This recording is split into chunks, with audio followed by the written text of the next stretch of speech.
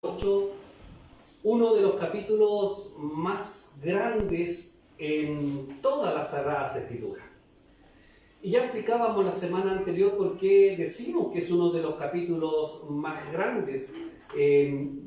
Exhortábamos la semana anterior esa maravillosa cadena de oro que habla de cómo nosotros somos salvos desde que el Señor en la eternidad nos ha escogido.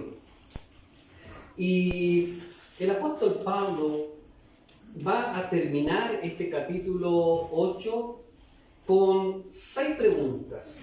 6 preguntas que, por cierto, ya hemos dicho, son preguntas retóricas. No es que Pablo no sepa la respuesta. Él quiere, básicamente, a través de estas preguntas que él está haciendo a la congregación, reafirmar todo lo que él ha explicado en los versículos anteriores. Así que vamos a considerar estas 6 preguntas que aparecen en los versículos 31 hasta el 35. Y vamos a analizar cada una de ellas en la reflexión de esta mañana. El versículo 31 comienza y nos introduce en esta conclusión que el apóstol Pablo va a presentar. Y dice el versículo 31, ¿qué pues diremos a esto? Si Dios es por nosotros, ¿quién contra nosotros? La primera pregunta que formula Pablo a la congregación que está en Roma es, ¿qué pues diremos a esto? Y por cierto que eso plantea inmediatamente una pregunta en cada uno de nosotros. ¿A qué es lo que se está refiriendo el apóstol Pablo con esta pregunta? La palabra que inmediatamente despierta en nosotros la preocupación es esto, ¿no? La palabra esto. ¿Qué pues diremos a esto? ¿A qué se está refiriendo Pablo con esta palabra? Bueno, se refiere básicamente a todo lo que el apóstol Pablo ha estado explicando en los versículos anteriores. Por ejemplo, ¿qué pues diremos al hecho de que para aquellos que hemos puesto la fe en Cristo Jesús no hay ninguna condenación? ¿Qué pues diremos al hecho de que el Espíritu Santo nos ha librado de la maldición de la ley? ¿Qué pues diremos al hecho de que Dios hizo a través de Cristo lo que era imposible para la ley en cuanto a nuestra salvación? ¿Qué pues diremos? Que no hay ninguna condenación para aquellos que han puesto su fe en Cristo y que caminan según el Espíritu y no según la carne. ¿Qué pues diremos? Que hemos sido hechos hijos de Dios, que hemos sido adoptados por Dios. ¿Qué pues diremos? De que el Espíritu Santo da testimonio internamente en cada uno de nosotros, confirmándonos que somos hijos de Dios. ¿Qué pues diremos? Que las aflicciones que pasamos en este mundo no son comparables con la gloria que nos espera en la vida venidera. ¿Qué pues diremos? Que cuando toda la humanidad y el mundo sea transformado por el poder del Señor, nosotros seremos herederos de una tierra restaurada, que caminaremos por calles de oro. ¿Qué pues diremos? Que nuestros cuerpos serán transformados, serán redimidos y que serán glorificados y que por lo tanto nunca más vamos a pecar, nunca más vamos a sentir ninguna enfermedad, ningún dolor, ninguna pena, y que podremos contemplar cara a cara el rostro de nuestro Señor Jesucristo. ¿Qué pues diremos? Pregunta Pablo a la congregación de Roma, y por cierto nos pregunta a nosotros esta mañana. ¿Qué pues diremos a todo esto que el Señor nos ha revelado a través de su palabra? Bueno, todo lo que hemos mencionado son algunos de los puntos que hemos mencionado en los sermones anteriores que hemos presentado de este capítulo 8. Y yo sé que cada uno de nosotros ya tiene la respuesta en nuestros corazones. Cada uno de nosotros ya tiene en la mente la respuesta a esta pregunta que el apóstol Pablo ha hecho. ¿Qué pues diremos? Por cierto, que algunos podrían exclamar nada más que aleluya en esta mañana. Otros podrían exclamar gracias, Señor. Otros podrán exclamar alabado sea el nombre del Señor por todo lo que Él nos ha dado a través de Cristo. Pero independientemente de cuál sea nuestra acción de gracia como respuesta a esta pregunta que está planteando el apóstol Pablo, Pablo en este mismo versículo nos introduce a la segunda pregunta. Y la segunda pregunta que nos plantea el apóstol es: si Dios es por nosotros, ¿quién contra nosotros? Y de acuerdo a lo que Pablo ha venido enseñando a la iglesia, este es una verdad que guarda relación con los primeros capítulos que el apóstol Pablo ha estado explicando a la iglesia. Y es la respuesta a ¿quién contra nosotros? ¿Quién podrá ser nuestro enemigo? Significa esto, hermanos, que Dios ya no está airado en contra de nosotros. Significa que Dios ya no está enojado con nosotros. Ahora Dios está a nuestro favor. Dios está a nuestro lado. Dios está obrando todo lo que nos sucede siempre para nuestro bien.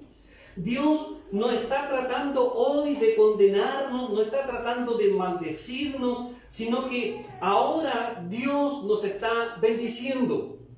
Ahora Dios está con cada uno de nosotros y nos considera sus amigos, nos considera sus hijos, nos considera de tal manera que ahora tenemos acceso directo al trono santo del Señor. El apóstol Pablo comenzó la exposición del Evangelio en el libro de Romanos, en el capítulo 1, versículo 18, diciendo: la ira de Dios se revela contra el cielo, contra toda impiedad e injusticia de los hombres que retienen con injusticia la verdad. Esto, hermanos, quiere decir que antes de Cristo, nuestro pecado nos hacía enemigos de Dios. Antes de que Dios pusiera la fe en nosotros, la ira de Dios estaba sobre cada uno de nosotros. Significa que antes de Cristo, nuestra propia justicia nos llevaría a la muerte eterna. Que debido a nuestra propia idolatría, que debido a nuestro propio pecado, nos convertíamos en enemigos de Dios. Y al ser enemigos de Dios, la ira de Dios estaba sobre todos y cada uno de nosotros. Pero, como ya Pablo lo ha mencionado, le hemos dicho a lo largo de todos estos sermones, debemos dar gracias a Dios. Debemos dar gracias a Dios porque Dios envió a su único Hijo para nuestra salvación, para satisfacción de su ira santa, para aplacar su justa justicia. Y nuestro Señor Jesucristo bebió, como dice su palabra, hasta la última gota de cáliz con la ira de Dios.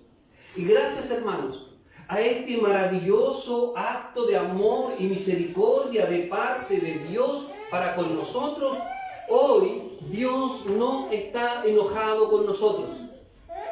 No somos enemigos de Dios. La ira de Dios no está sobre aquellos que hemos puesto nuestra fe en Cristo Jesús. ¿Por qué? Porque Cristo sufrió por nosotros todo lo que nos correspondía a cada uno de nosotros. Esto, hermanos, hemos dicho, quiere decir entonces que Dios ya no está enojado con nosotros y por lo tanto ahora Dios es por nosotros. Esto, hermanos, es una gran verdad bíblica que debería sustentar, dar fundamento a toda nuestra vida. Si Dios ahora es por nosotros, ¿quién contra nosotros? Si Dios ahora nos ha hecho sus hijos, ¿quién contra nosotros? Bueno, aunque esto no significa, hermano, que en la práctica haya alguien que esté en contra nuestra. No, la vida, sabemos que la Sagrada Escritura nos enseña que tenemos gente que está en contra nuestra, Satanás está en contra nuestra, los demonios están en contra nuestra,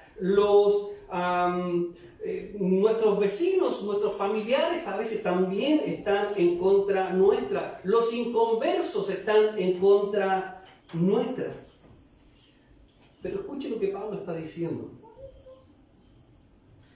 Si Dios es por nosotros, en última instancia, ninguno de aquellos que esté en contra de nosotros, ya sea Satanás o cualquier inconverso, no tiene cómo oponerse con éxito a Dios.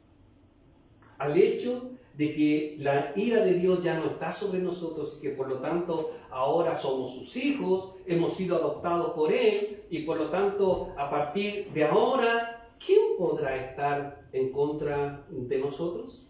¿Habrá algún poder? ¿Habrá algo que pueda estar en contra de este decreto de Dios?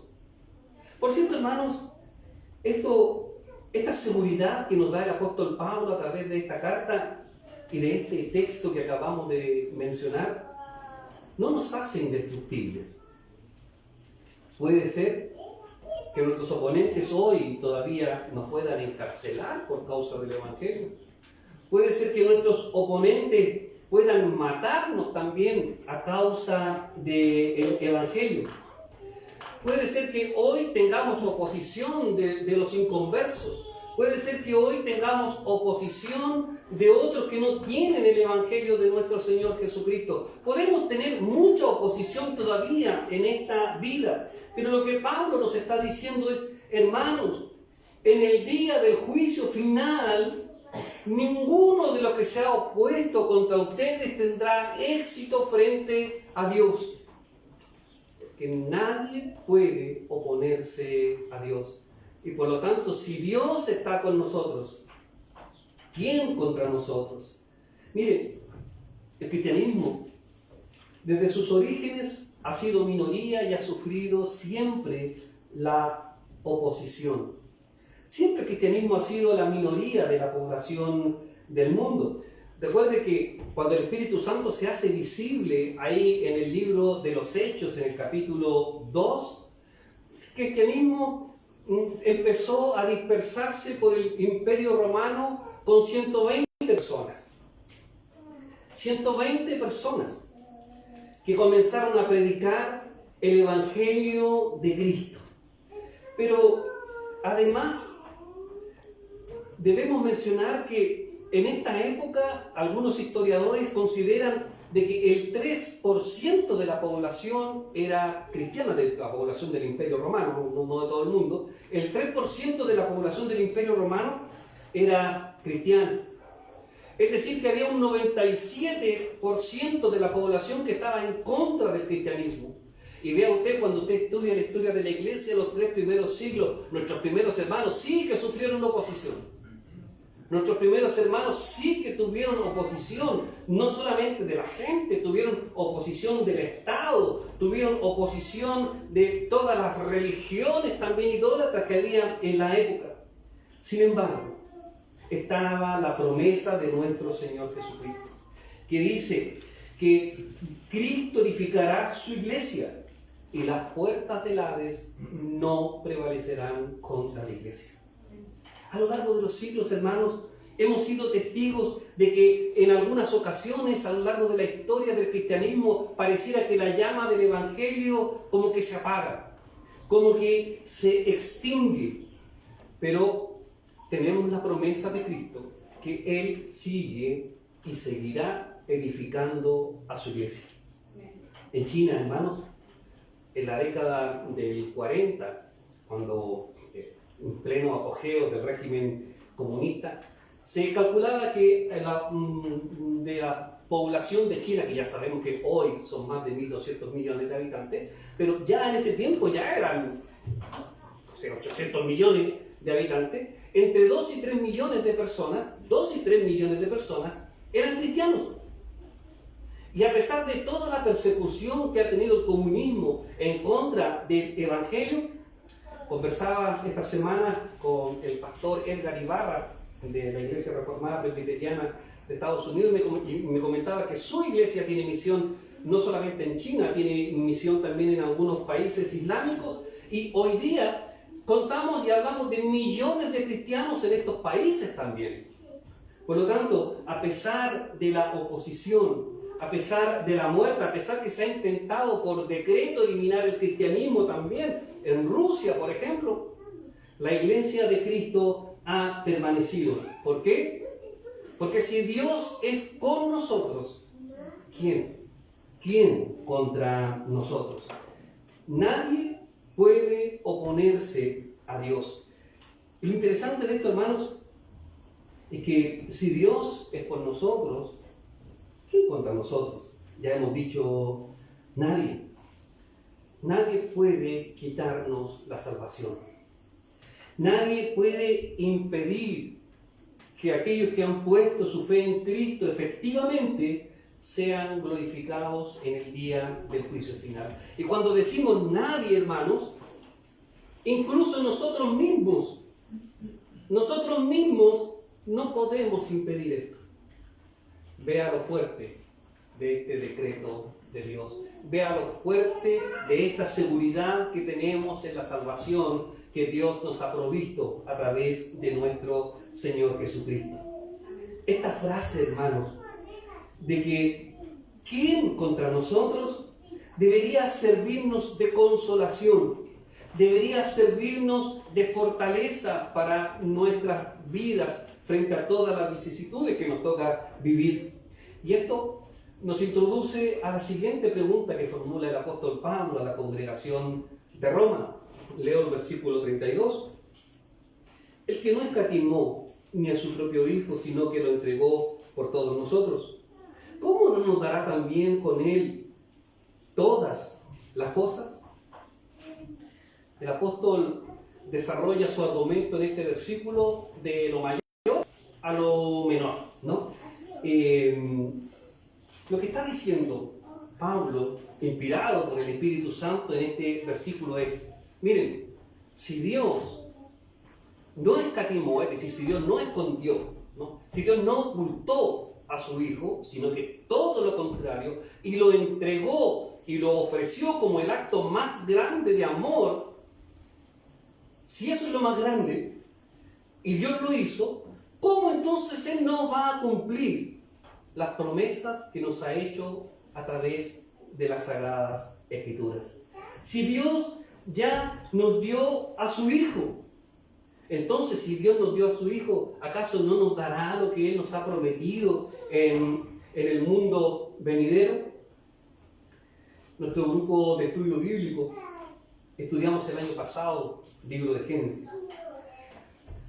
Yo sé que ustedes se acuerdan que en el capítulo 22 del libro de Génesis se nos narra el hecho del casi sacrificio de Isaac.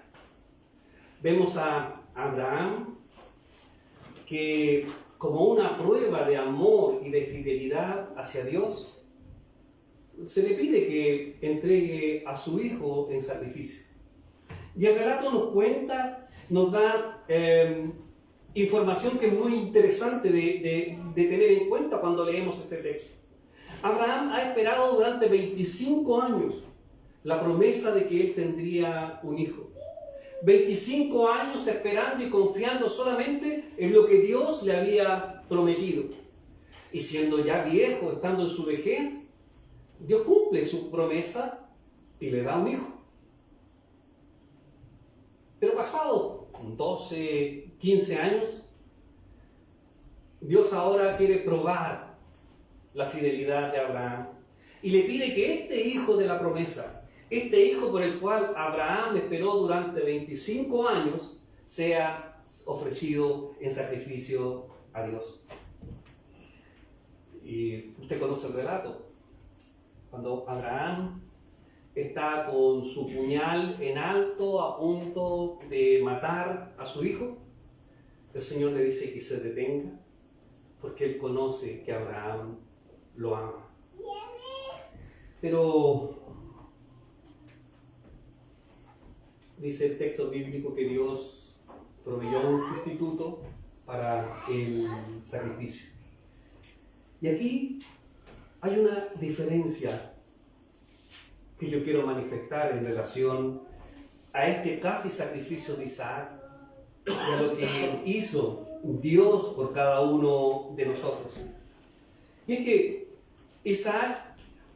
Abraham estaba dispuesto también a sacrificar a su hijo Isaac, pero no lo hace.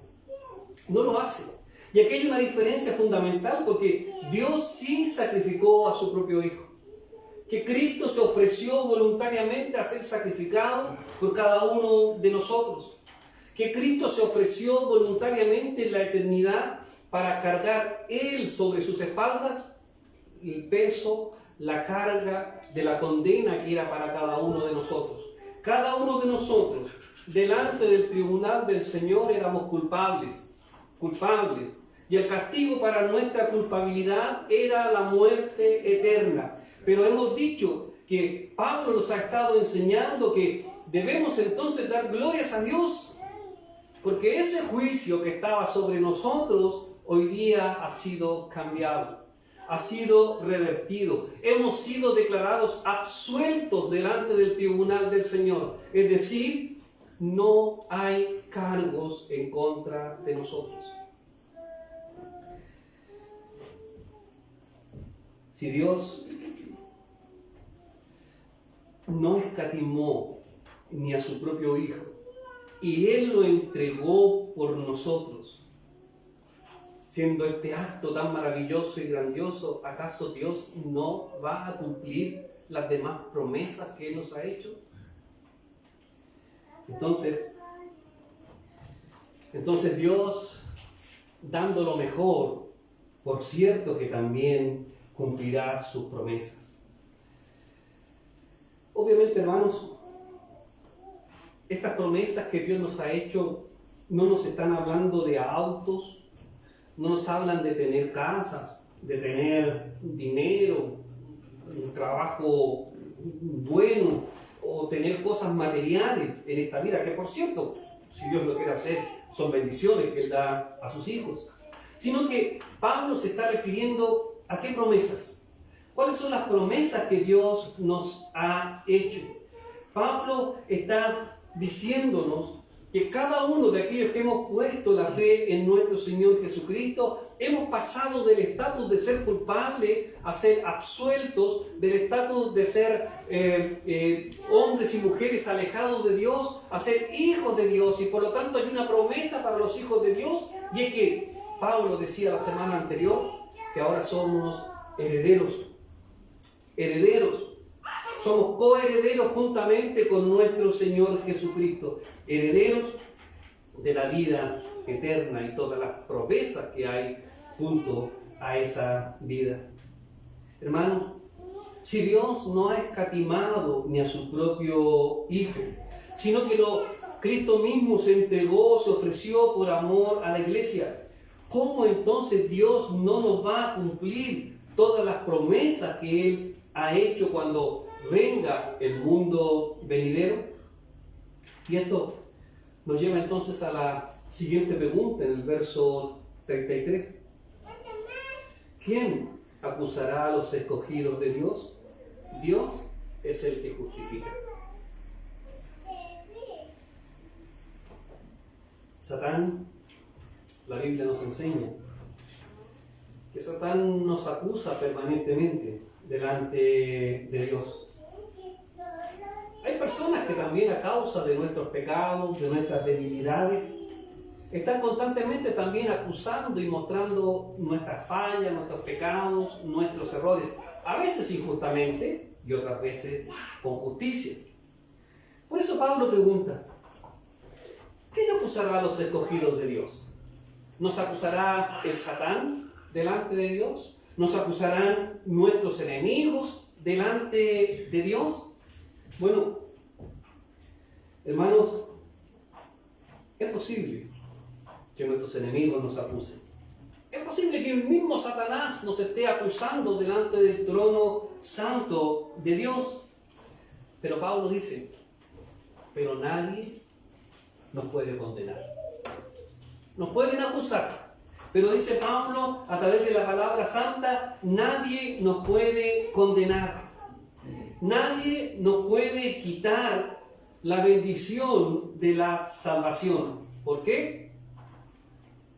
Porque es Él quien nos ha justificado. Es decir, Dios es el juez supremo. Dios es el juez del universo. Y por lo tanto, si Dios es el juez del universo, ¿quién podrá revertir el veredicto de Dios? ¿Quién podrá cambiar el decreto de Dios? ¿Quién puede cambiar la sentencia de Dios sobre cada uno de nosotros que hemos sido justificados delante de Dios una vez y para siempre? En el tribunal de Dios, todos los que hemos puesto la fe en Cristo, hermanos, hemos sido declarados sin culpa, absueltos. Y hemos accedido a la justicia perfecta de nuestro Señor Jesucristo. Y por mucho que el Satán vaya todos los días a acusarnos delante del Señor, por mucho que nuestros enemigos estén constantemente acusándonos delante del Señor, nadie puede cambiar el veredicto de Dios. Nadie puede cambiar el decreto de Dios. Mira el verso 34, que dice, ¿y quién es el que condenará? Cristo es el que murió, más aún, el que también resucitó, el que además está a la diestra de Dios y el que también intercede por nosotros. Si nadie puede cambiar el decreto de Dios, si nadie puede acusarnos delante de Dios, entonces, ¿quién puede condenar a los hijos de Dios? ¿Quién puede condenar a aquel que ha puesto su fe en Cristo? Nadie. Nadie puede condenarnos delante de Dios. Recuerde cómo Pablo comienza el capítulo 8, versículo 1. Dice, ninguna condenación hay para los que están en Cristo Jesús. Ninguna condenación hay para los que están en Cristo Jesús. Porque nadie puede condenarnos entonces. Pablo dice, porque el único que podría condenarnos, en vez de condenarnos, murió por nosotros. Se sacrificó por nosotros. El único que podía condenarnos, hermanos, murió por cada uno de nosotros. Y no solamente murió, dice Pablo, porque muchos pueden morir por diferentes causas, sino que no solamente podía acusarnos, murió, sino que además está sentado a la diestra de Dios en un lugar de privilegio. Y no solamente está sentado, hermanos, miren lo que dice Pablo.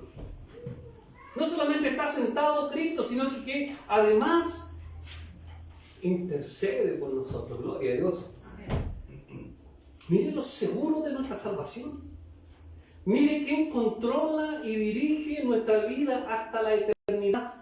No hay ninguna posibilidad de que perdamos la salvación aquellos que hemos puesto la fe en Cristo Jesús, porque no depende de nosotros. Gracias a Dios. Este versículo, hermanos, es un resumen del Evangelio. Es un resumen de las buenas nuevas. El Evangelio no es que tengamos que hacer algo para ganar el favor de Dios. El Evangelio no es que nos vamos a salvar según nuestra propia justicia, según nuestras propias obras. El Evangelio, hermanos, es que Cristo hizo todo por nosotros.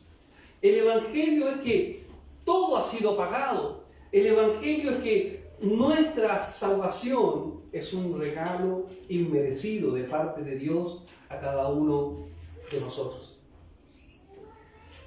Y hemos dicho que no solamente Cristo murió y resucitó, sino que Cristo hoy gobierna en el trono santo del Señor. No hay nadie que esté por encima de Cristo. No hay nadie que esté por encima de esta Santísima Trinidad. Por lo tanto, ningún decreto, no hay ninguna autoridad superior a ellos. Por lo tanto, ninguno de sus decretos puede ser revertido jamás. Interesante además que Cristo está sentado intercediendo por cada uno de nosotros. Y mencionábamos la semana anterior que no María, no el Papa, Cristo está intercediendo por nosotros. Y cada vez que pecamos, cada vez que omitimos un mandamiento del Señor, Cristo está delante del Padre diciendo que Él pagó con su vida para justificarnos. Juan escribe, primera de Juan capítulo 2, verso 1. Si alguno pecare, abogado tenemos para con el Padre, nuestro Señor Jesucristo. Cristo, hermanos, es nuestro abogado. Cristo es nuestro sustituto. Por lo tanto, ¿quién nos condenará? Nadie. Porque Cristo fue el que murió por nosotros. El único que podía condenarnos está a favor nuestro. El único que podría condenarnos está por nosotros. Y la última pregunta que hace el apóstol en el versículo 35 es, después de todas estas cosas que el apóstol Pablo ha ido explicando, la última pregunta y mi texto favorito de este capítulo 8. Dice, ¿quién nos separará del amor de Cristo? ¿Tribulación, angustia, persecución, hambre o desnudez, peligro o espada? Es obvio, según lo que Pablo está escribiendo a la iglesia de Roma y también a nosotros hoy, es obvio que los cristianos sufrimos. Pablo da por sentado que los cristianos sufren tribulación. Da por sentado que los cristianos sufren angustia, que sufren persecución, que sufren hambre. La vida cristiana, hermanos, por cierto, no es una vida fácil en ocasiones. Siempre habrán problemas en la vida de nosotros. Los cristianos nos enfermamos, los cristianos sufrimos accidentes, los cristianos también pasamos por pobreza, los cristianos también tenemos carencias, los cristianos sufrimos, los cristianos también pasamos por valles de sombras y de muerte. Hay hoy cristianos en el año 2022 que todavía son encarcelados, que todavía son martirizados, que todavía son ridiculizados frente a la sociedad. Pero a pesar de todo eso, dice el apóstol Pablo, y a lo que hemos visto que ha ido presentando, es que nada ni nadie nos puede separar de Dios.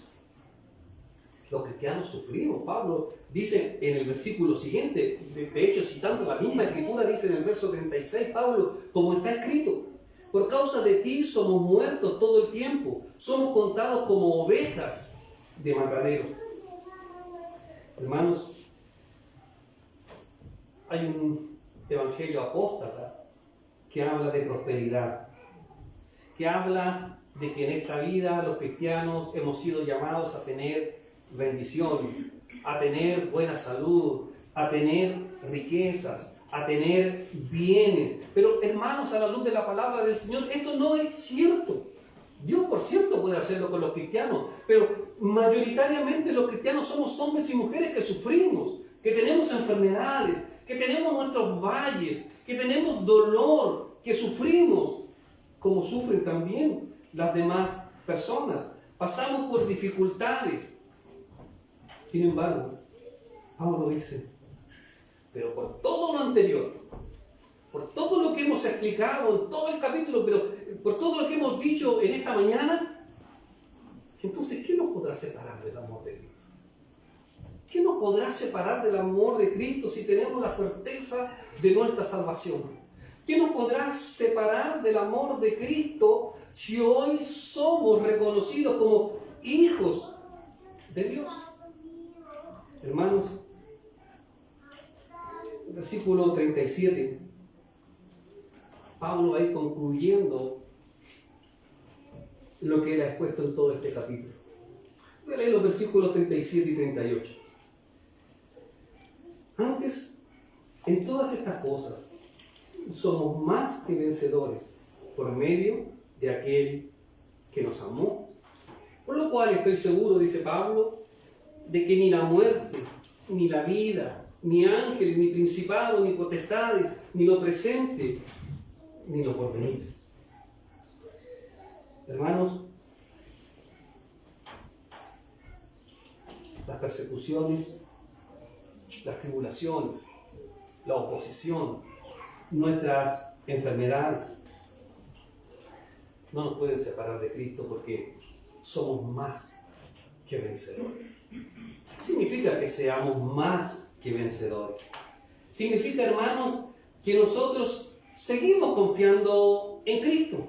A pesar de las aflicciones, seguimos confiando en Cristo. A pesar de nuestras dificultades, seguimos confiando en Cristo. Cuando todo nos va mal en la vida, seguimos confiando en Cristo.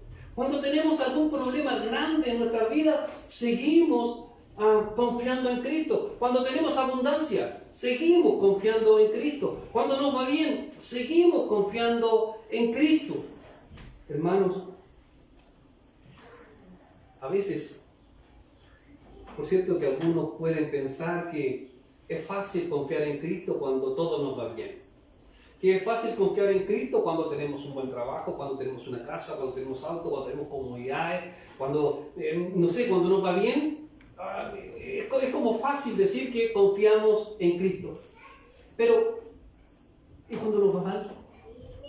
Cuando estamos enfermos, cuando falta el trabajo, cuando hay problemas graves en nuestra vida, cuando hay dificultades en nuestra familia, Pablo dice, somos más que vencedores. ¿Por qué somos más que vencedores?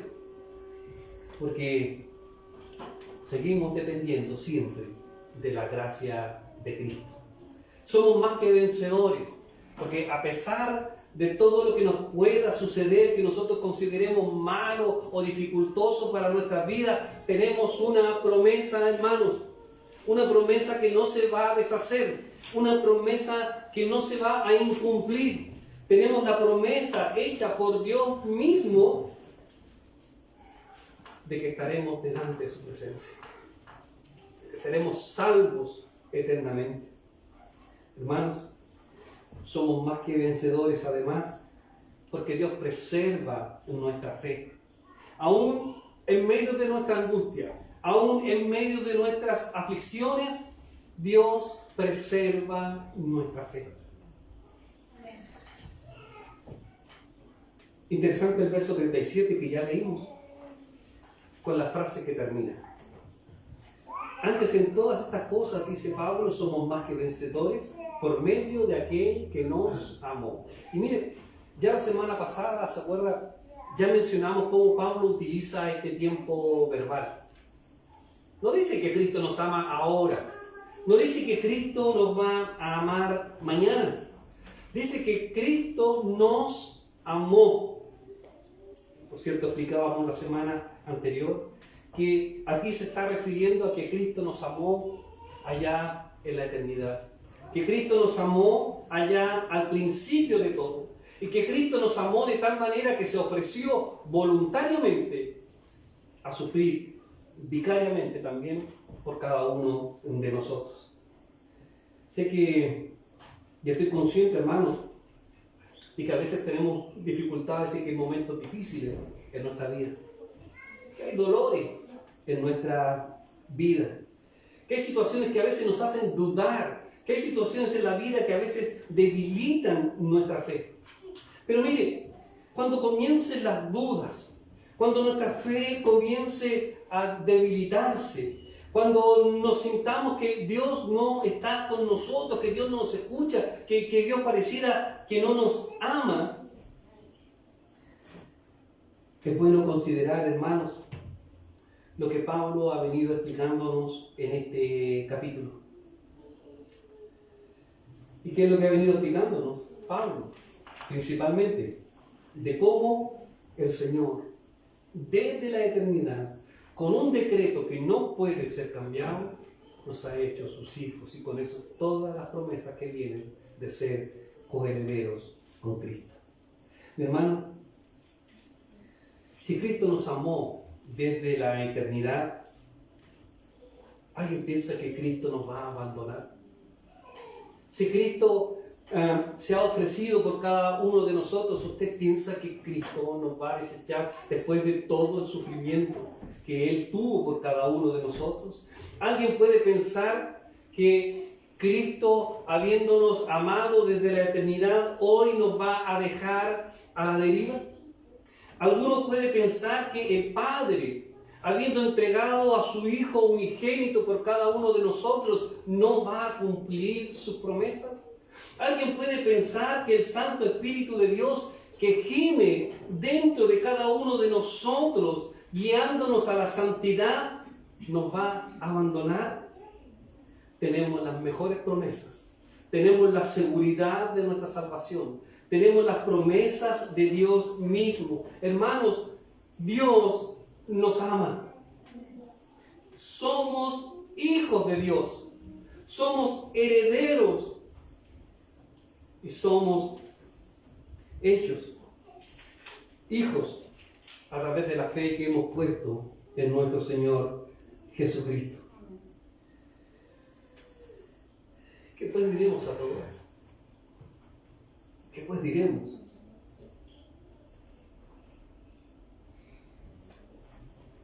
Pablo culmina este capítulo con el versículo 39. Y quiero leer el 38 y 39 para darle contexto al 39. Por lo cual, dice Pablo, estoy seguro de que ni la muerte, ni la vida, ni ángel, ni principado, ni potestades, ni lo presente, ni lo porvenir, ni lo alto, ni lo profundo, ni ninguna otra cosa creada nos podrá separar del amor de Dios que es en Cristo Jesús, Señor nuestro. ¿Qué pues diremos entonces a la pregunta que ha hecho el apóstol Pablo? Aleluya. Amén. Gloria a Dios. Gracias, Señor. Nada nos puede separar del amor de Dios que es en Cristo. Hermanos, si tú has puesto tu fe en Cristo Jesús, estás seguro para siempre. Nada ni nadie te puede separar del amor de Dios. Ningún creyente verdadero en Cristo perderá jamás su salvación. Y cuando decimos nadie, nos estamos incluyendo incluso nosotros, y nosotros podemos revertir el decreto santo de Dios. Ni nuestro pecado nos puede separar del amor de Dios. Finalmente, hermanos, Cristo ya ha pagado el precio de nuestro pecado. Cristo nos ha, a través de su sacrificio, nos ha hecho que seamos declarados no inocentes, que seamos declarados sin culpa en el tribunal de Dios. Hemos sido declarados absueltos en el santo tribunal del Señor. Así que viva esa seguridad de su salvación. Y cuando tenemos esa certeza de esa seguridad de nuestra salvación, si tenemos esa certeza, si tenemos esa seguridad, es aquí, en la iglesia, donde manifestamos esa alegría. Es aquí, en la iglesia, a través de nuestra adoración, como damos gracias a Dios por este favor inmerecido que Él ha hecho por cada uno de nosotros. Hermanos, lo que el Espíritu Santo nos ha dicho en esta mañana demanda una respuesta de cada uno de nosotros. Frente a todo lo expuesto esta mañana, ¿qué pues diremos delante del Señor? Oremos. Señor, te damos las gracias porque hemos podido oír a tu palabra esta mañana. Como siempre, en nuestra oración, de que el Espíritu Santo sea quien ilumine el corazón, la mente de cada uno de los que hemos escuchado tu palabra esta mañana.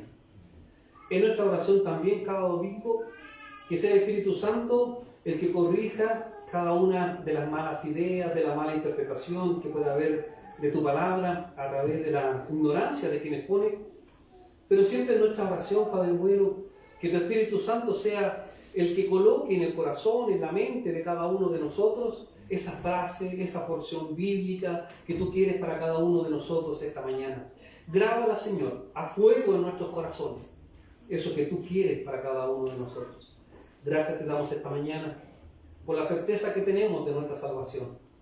Gracias, Señor, por la certeza que tenemos de que tú estás con nosotros. Gracias, Señor, porque tú, siendo tan grande, tan inmenso, nos has adoptado a pesar de nuestras limitaciones, a pesar del pecado que todavía mora en nosotros. Gracias, Padre, y en nuestra oración, que el Espíritu Santo siga perfeccionando nuestras vidas. Oramos en el nombre de Cristo, nuestro Rey y nuestro Señor. Amén. Hermanos, antes de terminar nuestra adoración al Señor esta mañana, les invito a que cantemos nuestra último canto, que es el canto que está basado en el texto romano que acabamos de leer. ¿Quién nos separará del amor de Cristo?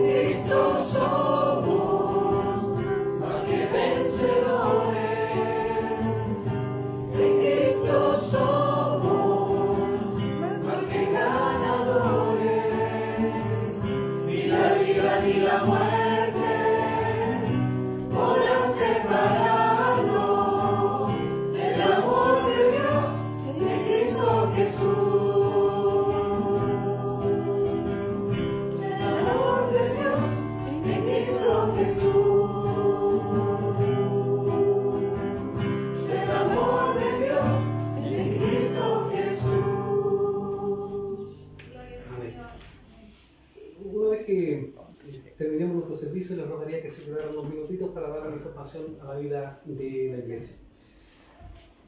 ¿Está alguno entre vosotros afligido? A la oración. ¿Está alguno alegre? Cante alabanzas. ¿Está alguno enfermo entre vosotros? Llame a los ancianos de la iglesia y ore por él, ungiéndole con aceite en el nombre del Señor. Y la oración de fe salvará al enfermo y el Señor lo levantará, y si hubiere cometido pecados le serán perdonados. Confesad vuestras ofensas unos a otros y orad unos por otros para que seáis sanados. La oración eficaz del justo puede mucho. Padre bueno, tu iglesia esta mañana se ha unido espiritualmente con la iglesia en todo el mundo para alabar y glorificar tu santo nombre. Y particularmente en este lugar, Señor, Tu Espíritu Santo nos ha llamado para venir y presentar nuestra adoración delante de tu presencia. Y hemos querido hacerlo, Señor, lo mejor que podemos. Por cierto, Señor, oramos para que nuestra adoración sea agradable delante de tu santa presencia. Pero también, Señor, oramos que si nuestra adoración todavía es imperfecta, que tú sigas perfeccionándonos para cada día adorarte como tú requieres nuestra adoración. Señor, te damos las gracias porque en este tiempo hemos podido cantar a tu santo nombre, porque hemos podido alabar la grandeza de tu poder, porque hemos podido también presentar nuestras necesidades a través de esta oración delante de tu presencia, porque hemos escuchado también tu palabra, porque hemos unido nuestros cantos, Señor, nuestras voces para cantar delante de tu santa presencia. Señor, nuevamente, que nuestra adoración llegue como un perfume agradable delante de tu presencia. Señor, queremos rogar por esta congregación, cada uno de los hermanos que estamos esta mañana, para que tú nos bendigas. Y Señor, es nuestra oración permanentemente que a través de la bendición que tú nos das, también con nuestras palabras, nuestros hechos, nuestras actitudes, podamos también contagiar de esta bendición a nuestros vecinos, a nuestros compañeros de trabajo, a nuestros familiares. Oramos, Señor, por cada uno de nosotros, para que tú nos bendigas, tú nos cuides. Oramos también por aquellos hermanos que no pudieron estar con nosotros esta mañana, por aquellos que están enfermos, por aquellos que se excusaron, Señor, oramos por ellos, para que tú les bendigas, tú les sanes. Por aquellos, Señor, que pudiendo estar con nosotros no lo hacen por diferentes razones o circunstancias, oramos, Señor, por ellos, para que tu Espíritu Santo siga obrando en sus vidas, en sus corazones, y en nuestra oración que ellos puedan también adorar y santificar tu nombre. Padre, queremos orar también por las necesidades de cada uno de nosotros. Hay necesidades, Señor, materiales, hay necesidades espirituales, hay necesidad de salud en nuestras vidas, de economía, Señor, las presentamos delante de tu presencia. Y oramos, Señor, para que tu voluntad se haga en cada una de nuestras peticiones. Juntamente, Señor, como el apóstol Pablo nos enseña, oramos también para que tú también nos des fortaleza, para que tú nos des entendimiento de que cuando tu voluntad es distinta a la nuestra, podamos entender que aquellos que aman a Dios, todas las cosas les ayudan a bien. Padre, queremos orar también por esta semana que estamos comenzando, para que tú dirijas cada una de nuestras actividades, para que a través de nuestro trabajo podamos glorificar tu santo nombre, para que a través de nuestros estudios, de todo lo que hagamos, Señor, tu nombre sea glorificado. Ahora, Señor, para despedir a esta tu congregación, a este que es tu pueblo, entregamos la siguiente bendición. Que la gracia de nuestro Señor Jesucristo, el amor de Dios el Padre y la comunión del Espíritu Santo sea con todos vosotros. Amén. Amén. Que el Señor les bendiga. Tomen un minutito, hermanos, para entregar